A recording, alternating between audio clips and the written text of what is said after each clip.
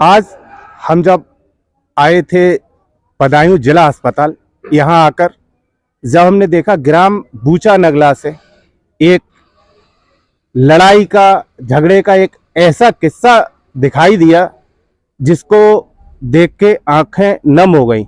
एक ही समाज से ताल्लुक रखते हुए दो लोग आपस में लड़ भिड़े और स्थिति यहाँ तक आ गई कि दूसरी पार्टी के लिए मरणा अवस्था तक पहुंचा दिया गया। इसका कारण क्या था, आइए हम दिखाते हैं सारी कहानी उन्हीं लोगों की जुबानी। भैया, सबसे पहले मैं आपका नाम जानना चाहूँगा। मेरा नाम जगराम सिंह यादव। कहाँ के निवासी हैं? बूचा नंगला।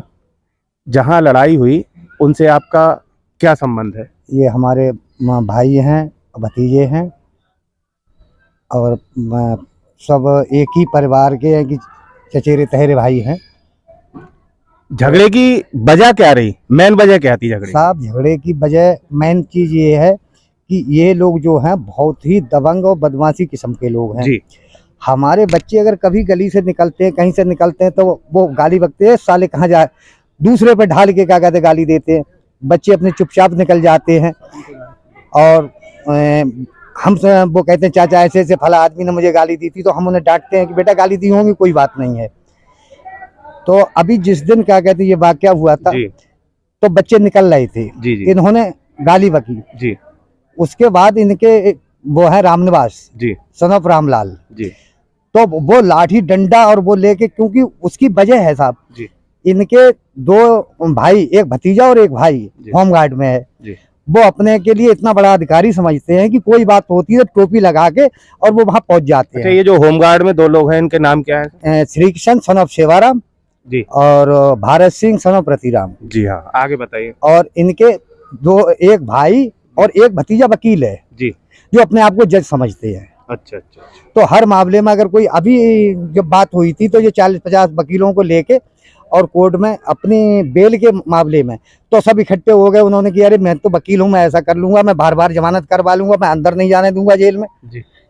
तो इस वजह से पूरा गांव इन लोगों से इतना त्रस्त है जी। और हमारा तो जीना इन्होंने दूभर कर दिया है। मैं सोचता हूँ, मैंने ये विचार लगाया मैं जमीन फमीन बेच के अपने बच्चों के लिए कहीं दूसरी जगह क्या कहते हैं रहने का विचार बनाऊंगा। अच्छा, चोटिल कौन कौन हुआ है इस लड़ाई में? चोटिल एक हमारा तेहरा भाई गयाराम जी, जो आज मरणावस्था में है जी। साहब हम कह नहीं सकते अपने बात के लिए। रोइए मत, हम लोग एक हमारा भाई जिसका ऑपरेशन हुआ है जी, एक भतीजे का ऑपरेशन हुआ है जी। तो हम इस स्थिति में आ गए हैं कि हम अपने गांव से बच्चों के लिए लेके कहीं दूसरी जगह पलायन कर देंगे, हमारी कोई नहीं सुनता। अच्छा सर, आप दोनों लोग जो आपके विपक्ष की जो पार्टी है वो भी यादव समाज से हैं, आप भी शायद यादव हैं? हाँ, दोनों यादव परिवार से, मगर वो दबंग हैं, जमीन जायदाददार हैं जी। हम लोग जो है क्या कहते हैं, अपने बच्चे कहीं प्राइवेट जॉब करते हैं, कहीं कुछ करते हैं, सब अपने काम से लगे रहते हैं। हमारा बच्चा कोई नहीं, छोटे छोटे बच्चे रह जाते हैं। अच्छा, जो सैफई के लिए यहाँ से रेफर कर दिए गए थे जी, और उनकी स्थिति इस समय क्या है? साहब, उनका ना 1 घंटे का समय पता है ना 2 घंटे का, वो तो बिल्कुल मरण अवस्था में है। डॉक्टर ने मना कर दिया है कि साहब क्या कहते हैं आप कहीं ले जा सकते हो, तो हम लेके कहाँ जाएं? देखिए, हम लोग आपको दिखाते हैं जो इस समय यथा स्थिति है, जिन लोगों को मारा गया है। भैया, आप अरे जी, आपका नाम जानना चाहूंगा। मेरा नाम राकेश सिंह है जी। क्या वाकया रहा, कैसे लड़ाई हुई, क्या हुआ? ये आपका हाथ पूरा... हम घर से निकल रहे थे जी जी। मतलब उनसे हमें ये पता नहीं थी, लड़ने को हर समय तैयार रहते हैं। और जब हम घर से बाहर निकले साहब, उन्होंने लाठी डंडों से तुरंत निकलते हमारा भाई जो सैफई में भर्ती समय है। अच्छा अच्छा। और मतलब मृत्यु से मृत्यु से लड़ रहे हैं साहब। वो कभी भी हो सकता है, हादसा में खत्म हो सकते हैं वो। तब हम दोनों लोग निकल रहे थे जी। उस समय ये रामनाथ पक्ष के जो लोग आए, उन्होंने तुरंत लाठी डंडों से प्रहार करना शुरू कर दिया। अच्छा, ना कुछ कहा ना सुना? ना, हम सब बाहर निकल रहे थे घर से जी जी। वो हमारे जो दरवाजे हैं उनके दरवाजे आसपास में ही पास में है, बिल्कुल आमने सामने है जी जी। तो मतलब उस समय हमारी भी चोट लगी, जैसे आज आप देख सकते हैं क्या स्थिति है सामने। परिवार को आप देख सकते हैं, सारे गांव के लोग खड़े हुए हैं, परिवार वाले खड़े हुए हैं। बहुत ही ज्यादा खौफ में ये लोग हैं, यहाँ तक कि अपने गांव से पलायन करने की स्थिति में है। आइए और थोड़ा सा, ये हमारे साथ दूसरे भैया आ गए, इनकी भी बहुत बुरी स्थिति है। भैया, आपका नाम? राम प्रकाश। राम प्रकाश जी, आपकी ये हालत कैसे हुई, जरा बताएंगे थोड़ा सा हमारी जनता के लिए। जनता उनमें देशो हाथ से लाठी मारी हमने ठियाऊ घेरी के लिठाए दो। मैं आप लोगों को बता दूं, बेचारे बोल नहीं पा रहे, दर्द से करहा रहे हैं और लाठी डंडों से ये हाल इन लोगों का कर दिया गया है। इनके एक और साथी हैं, इनके एक और भाई हैं जो कि सैफई में एडमिट हैं और उनका कुछ नहीं पता है, घंटे 2 घंटे में मृत्यु भी हो सकती है। मरणावस्था में उनके लिए तोड़ के मार के वहां डाल दिया गया और ये जब तुरंत यहाँ लेके आए, यहाँ से इनको रेफर कर दिया गया सैफई हॉस्पिटल के लिए। भैया और कुछ आप? हाँ साहब, क्या कहते हैं, 2 लोगों के लिए जी 4 दिन पहले जी उन्होंने गिरफ्तार किया था पुलिस वालों जी। ने, जो आज 4 दिन हो गए हैं पूरे, जी जिसमें आज एक का तो चालान दे दिया है और एक जो वकील है जी, तो उसका अभी तक पुलिस क्या कहते हैं थाने में बिठा ले बैठी है, अभी तक चालान नहीं दे रही है। आप चिंता ना करिए, हम लोग अभी यहाँ से सीधे थाने ही जा रहे हैं, अलापुर थाने जाएंगे, वहां जाके पूरा वाकया जानेंगे, क्या बात है, क्यों नहीं चालान किया गया है, अरेस्ट करने के बाद भी 3 दिन से क्यों वहां पे थाने में रखे हुए हैं।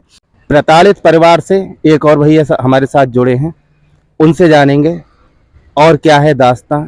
सबसे पहले मैं आपसे गांव की स्थिति के बारे में जानना चाहूंगा और आपका परिचय जानना चाहूंगा। सर, मेरा नाम विश्राम सिंह यादव है जी और मैं गांव बूचा नंगला का रहने वाला हूं। जी जिस परिवार में ये घटना हुई उसी परिवार से मैं ताल्लुक़ रखता हूं। जी वाकया ये है कि सर, जिस दिन घटना हुई उस घटना में जो लोग घायल हुए जी उन्हीं के साथ मैं वहां से पुलिस द्वारा उन लोगों को लेकर जिला अस्पताल आया गया। जी।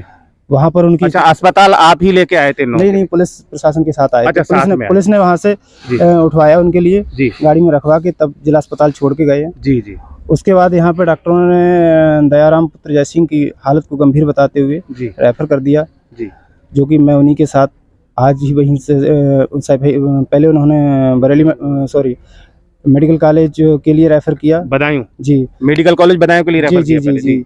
वहाँ पे भी हालत में कोई सुधार ना होने के कारण जी उनको फिर सैफई के लिए रेफर कर दिया, जी जो कि आज वो वहाँ पे मरणावस्था में है।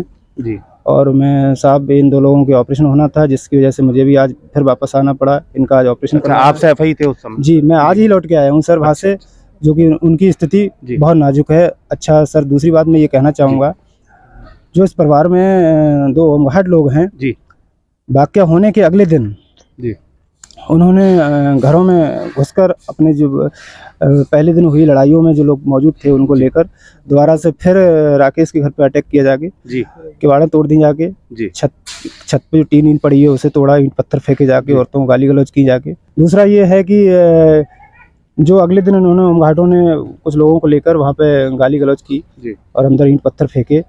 इस बात के लिए फिर दूसरे दिन CO साहब और इंस्पेक्टर साहब भी पहुँचे, जो वहाँ पर उन्होंने मौका मुआयना किया जाके।